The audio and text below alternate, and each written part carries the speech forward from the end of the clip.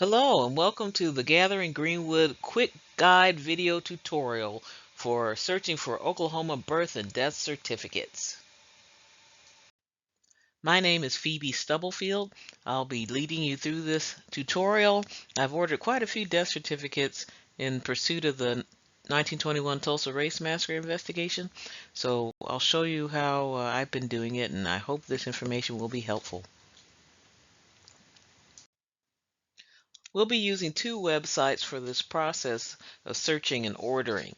The first website is ok2explorer.health.ok.gov. You can search for it in your web browser or type it all in if that will work.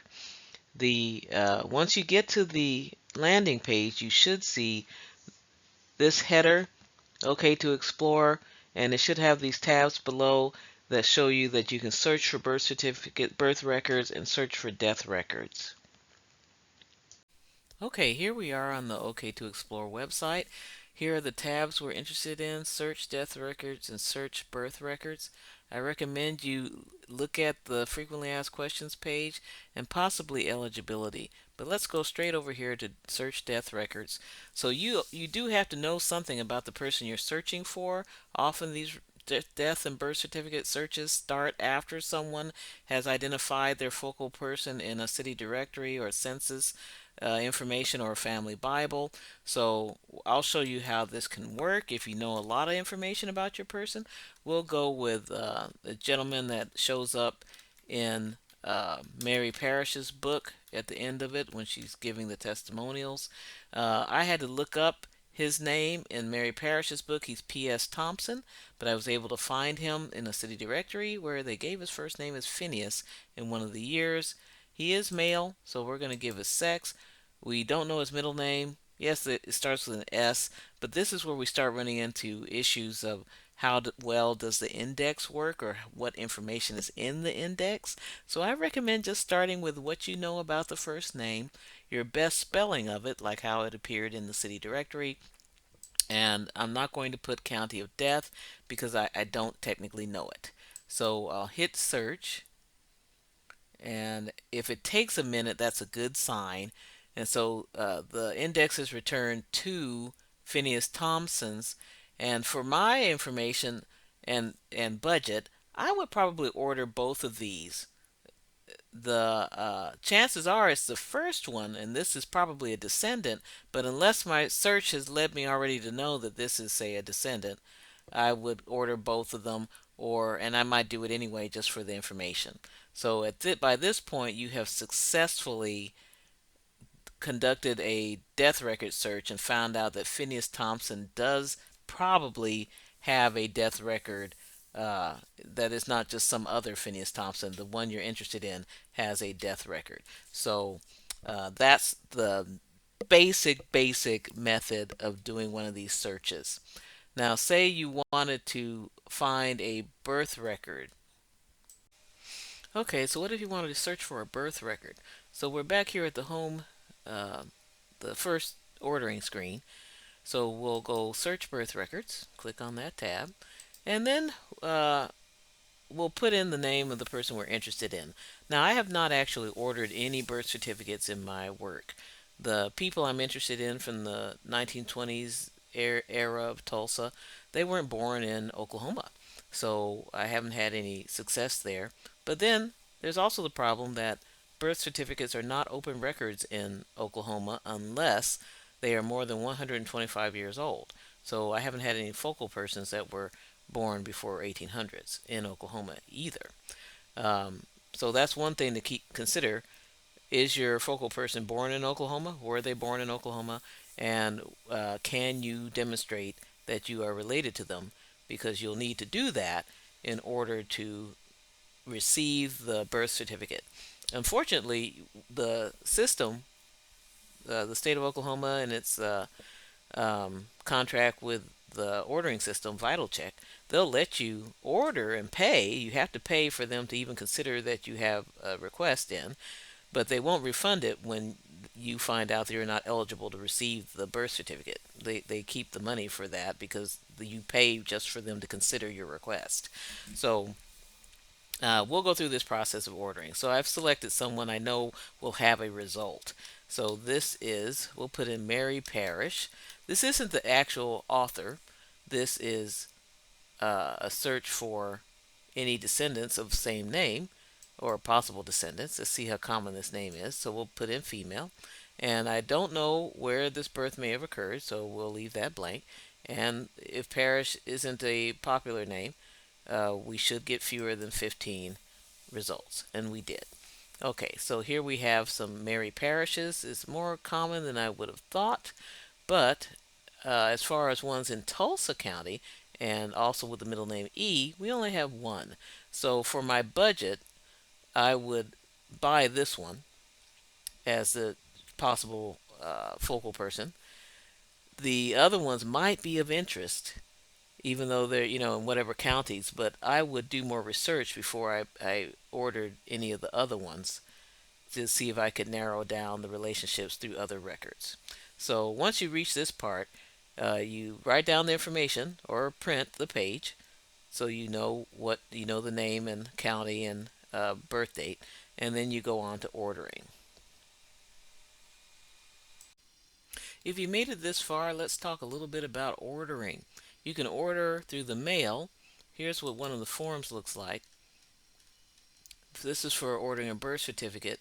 I just want to point out that you have to commit funds that are non-refundable. So even if they don't find a record or if you're not eligible, you don't get the money back. See, it says here, if no record is found, the fee will not be refunded. So choose carefully. I like to order online. Let's go back to here.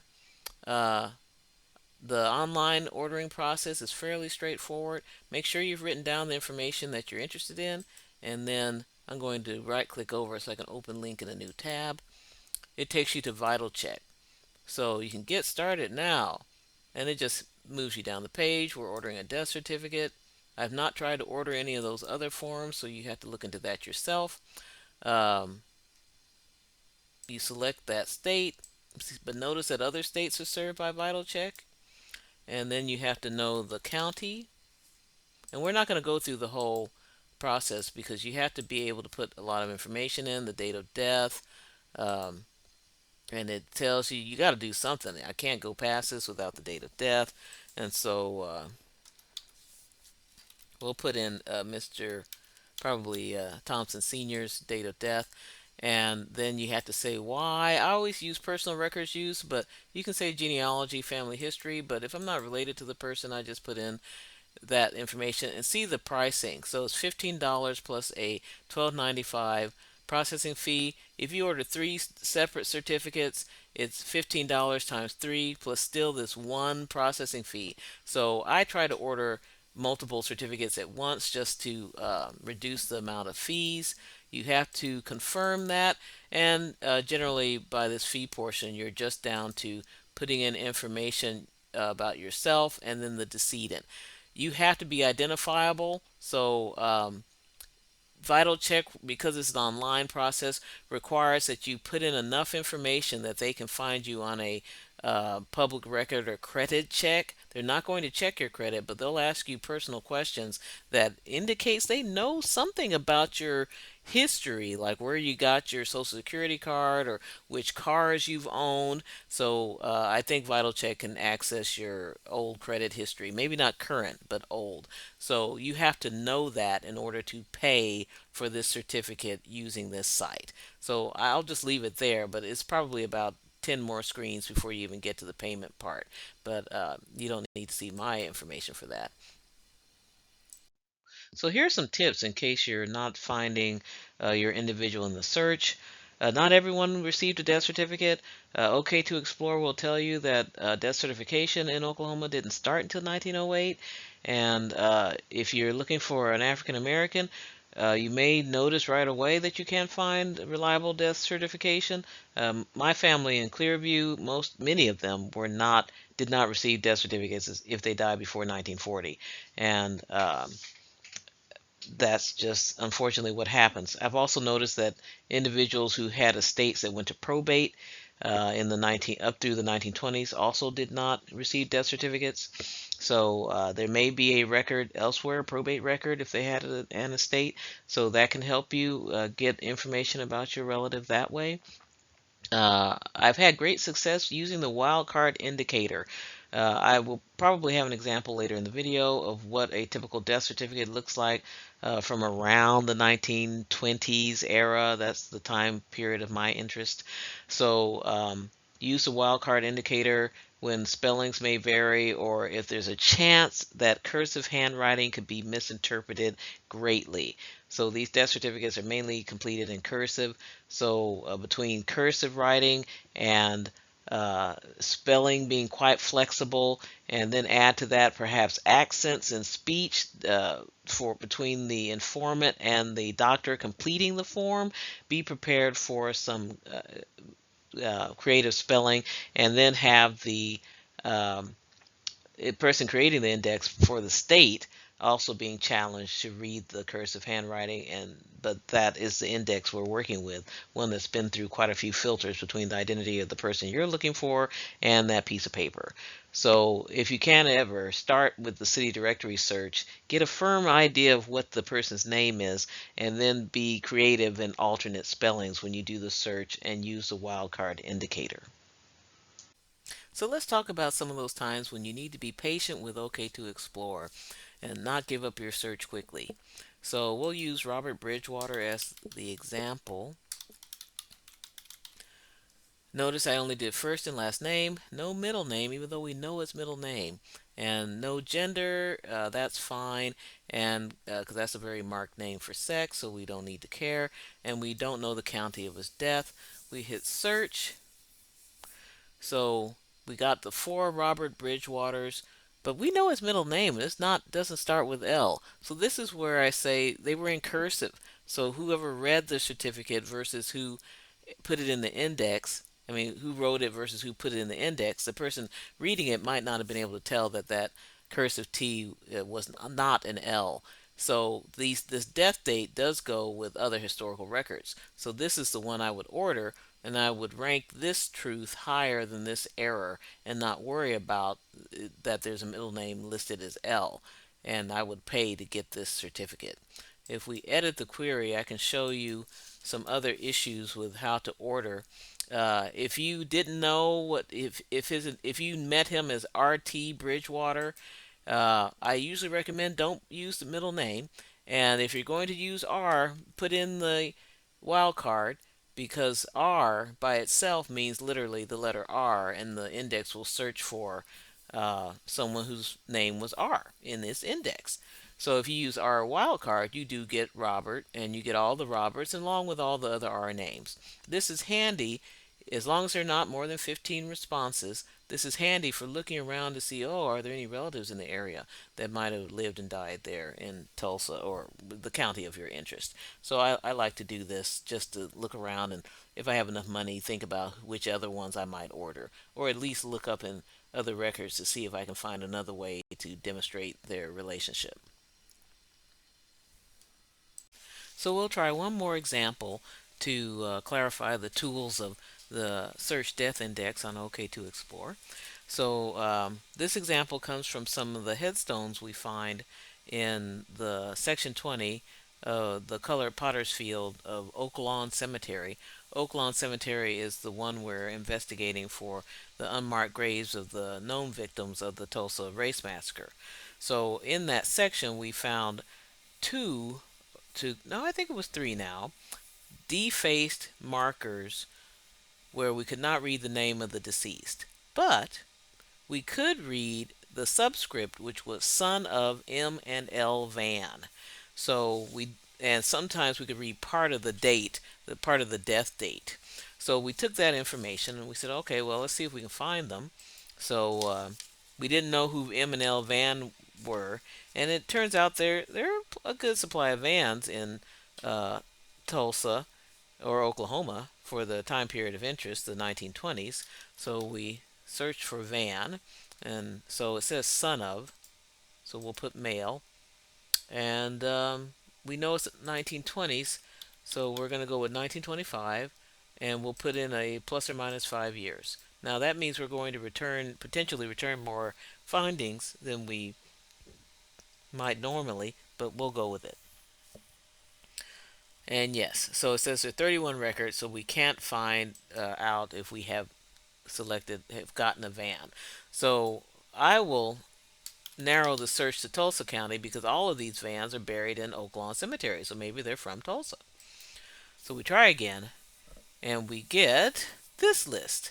Now, this list allowed us to search through all these vans in other sources, census, city directory sources, and we found Chesley and Guy Van in census records as sons of March and Laura Van. So here's what the death certificate looks like for Chesley. So it was ordered through, I did the online ordering, and I received this certificate a few weeks later. So it says Chesley Van. The parents are March Van and Laura Jones, so we know that from the census. So it's highly probable we have the right person. Informant name Elsie Van. But one other thing you can see, aside from that, the certifying doctor is Dr. Bridgewater that we heard from earlier, that there's a good chance of misinterpreting this name because this N looks like a U there and there. So, and there, where Van is turning into Vaughn. So we go, oh, okay, well, um, we did get Chesley and we got Guy, but we know that from the census records that March and Laura had two other sons, and we have two other head markers that are defaced. So if we go back here, so Guy is buried in a different cemetery. He has a legible marker in Lincoln Cemetery, which is a derelict African American cemetery adjacent to Rolling Oak Cemetery near Jenks. So I've seen his marker, and so we know that this information is correct for his burial there. So, what happened to the other brothers? Well, one of the brothers was named Ernest. This is from the census. So we go, okay, well, he didn't show up in that list, so looking for Vans won't work. So I'm going to use the wild card, keep this range just for whatever reason, not for any particular interest, and just go with it. Got to start somewhere. Says there are too many records. Well, I know his name is Ernest, but I don't know how they spelled Ernest. Is it ER or EAR? So I'm going to leave it E wildcard. Search. Hope there are not a lot of Ernests, and there are not a lot of E names. So we found him, and sure enough, his name is misspelled as Ernest Vaughn. So this date is legible on one of the markers that we have, one of the defaced markers. So we go, okay. So we've narrowed down one of the sons that Ernest died in 1924, but that still leaves us with another marker. We still have the third defaced marker. So Vaughn did not work. Edit this. Make sure to delete the characters I'm looking for. I could go down the brother list in the census, assuming I have all of them. One other thing to try is just to put in the death date here, and but I don't know the death date, but I do know that I'm just going to experiment with the next closest misspelled name. So this was the one I was interested in, and I said, well, the range may not work. I don't have a time period involved, but we'll start with that. And sure enough, just putting in the next misspelled name works because the two N's side by side. I would have tried W next, VAW, but UVAM. When we ordered his death certificate, I do have a copy of it. I'll show you what it looks like. He dies in 23, and here's his death certificate. So we were able to get it. He was a Ulysses Van. That's a van, even though it's missing an N. And here are the parents. The handwriting here is not like the previous handwriting on Chesley's certificate. So I don't know if this is Bridgewater or perhaps informant writing. The informant here is a Vernice Rogers. But we can still make out March and Laura. So we know we found the other son, and the dates go with the marker that we do, the dates we can make out at any rate go with the marker, the fourth marker that we have, or third. So if you're creative and persistent, you might find it. If you find the death certificate, if you have a good budget and a lot of time, one other thing you can just try and do is go through a whole year. Or if you know about when the person died, go through the whole month. Type in the day and the year, and just see who. Okay, that won't work. You need a county, and see how many people it pulls up. And if it's fewer than 15, you can just go through and see, oh, is this one of my people? That takes a determined amount of searching, but it gets around some of the interpretation of misspelling and creative name spellings, where you can actually look and go, wait, I think that is the same name. The sound is right, or the sound is right if one syllable is missing. One syllable is missing. The sound could be right, and then you could see if you can afford to order that one certificate. Thank you for watching this quick guide video tutorial on searching for birth and death certificates. For other videos in this series, please visit the greenwoodculturalcenter.org. Have a good day.